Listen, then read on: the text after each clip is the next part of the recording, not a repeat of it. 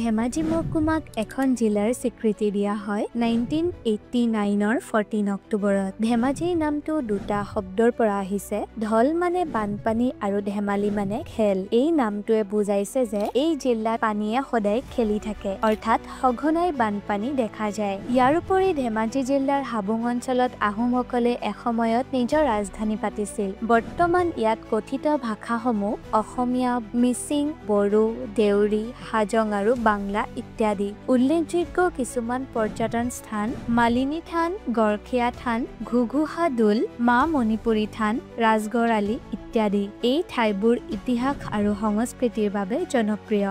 জিলাখনৰ মাটিকালি হৈছে ৩,২৩৭ বৰ্গ কিলোমিটাৰ, আনহাতে ২০১১ চনৰ লোকপিয়ল অনুসৰি ধেমাজিত ৫.৭ লাখৰো অধিক লোক আছিল। তাৰে 98% জনসংখ্যা গ্ৰাম্য অঞ্চলত বাস কৰে আৰু 85%তকৈও অধিক লোক কৃষিৰ ওপৰত নিৰ্ভৰশীল। এই জিলাৰ RTO কোড কি জানানে? কমেণ্টত আমাৰ লগত শ্বেয়াৰ কৰা। তেন্তে আজি কি শিকিলা?